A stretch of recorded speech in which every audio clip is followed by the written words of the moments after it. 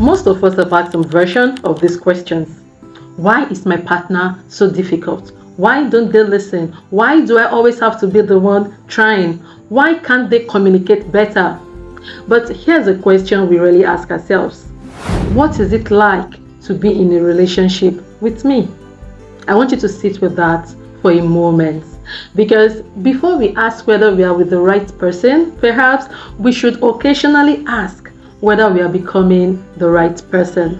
Hi, I'm Dr. Jane, a counseling psychologist and online therapist, and welcome to Talk Time with Dr. Jane, a space where we have honest conversations about relationships, emotional healing, faith, and personal growth. Today, I want to invite you into something a tiny bit uncomfortable. We are going to be looking into the mirror. And before we go any further, let me be clear. This isn't about blaming yourself for every problem in your relationship. There are relationships marked by abuse, betrayal, or repeated unhealthy behavior. And this conversation is not asking you to take responsibility for someone else's choices. No. Instead, it's an invitation to ask, what part am I playing in the health of my relationship?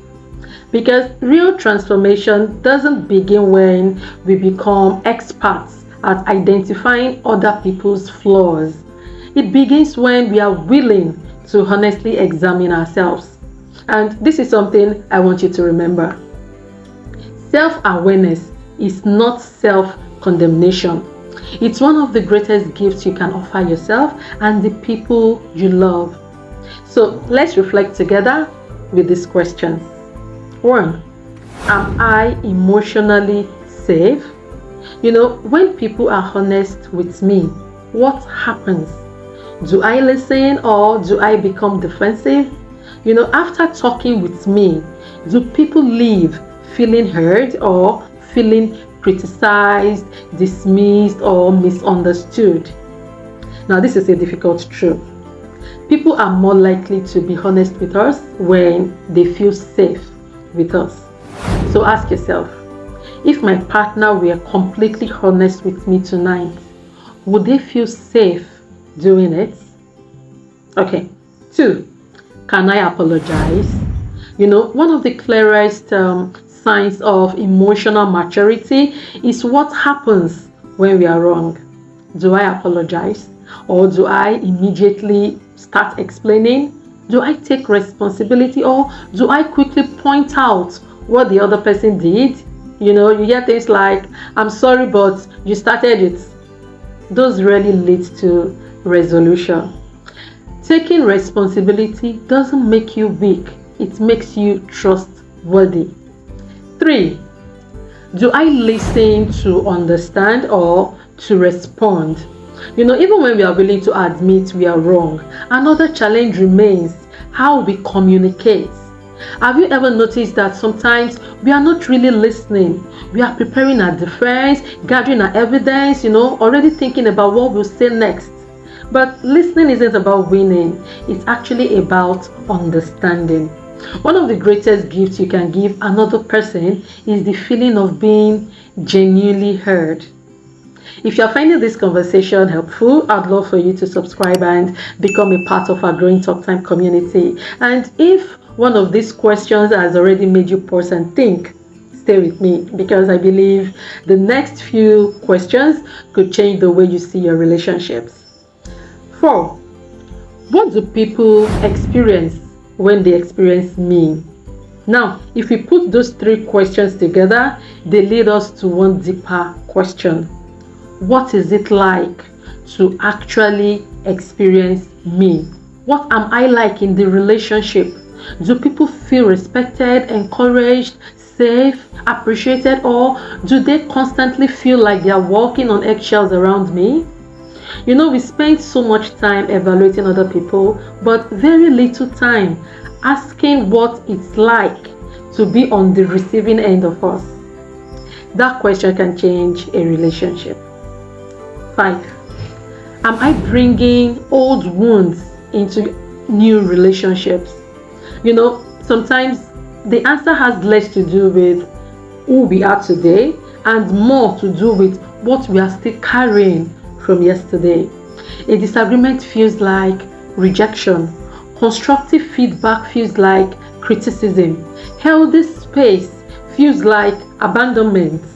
Sometimes we are asking today's people to pay for yesterday's pain, something they knew nothing about. Healing isn't just about feeling better. It's also about becoming healthier for the people we love. And the sixth one I'll be talking about is, sixth question I'll be asking is, am I teachable?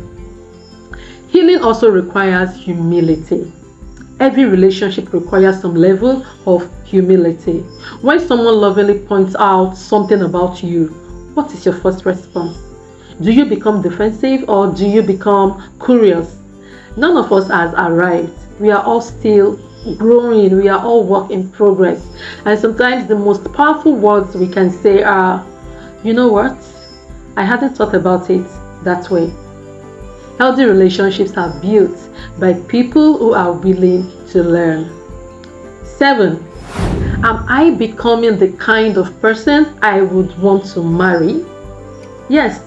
Let me leave you with this one question that brings everything together. Imagine meeting yourself for the first time, the very first time. Would you feel emotionally safe? Would you feel heard? Would you feel respected? Would you feel appreciated? Would you choose you? I know it's not an easy question, but it's an important one, because the goal isn't simply to find the right person. It's also to become the right person. So let me leave you with this. Wherever you go, you take yourself with you. And if we don't do the work of growing, healing, and becoming more self-aware, we'll keep carrying the same patterns into every relationship we enter, and our partner would suffer. So here's your talk time challenge for this week. It takes just about 10 minutes, and you can just honestly ask yourself this question. Am I emotionally safe? Am I able to apologize? Am I teachable?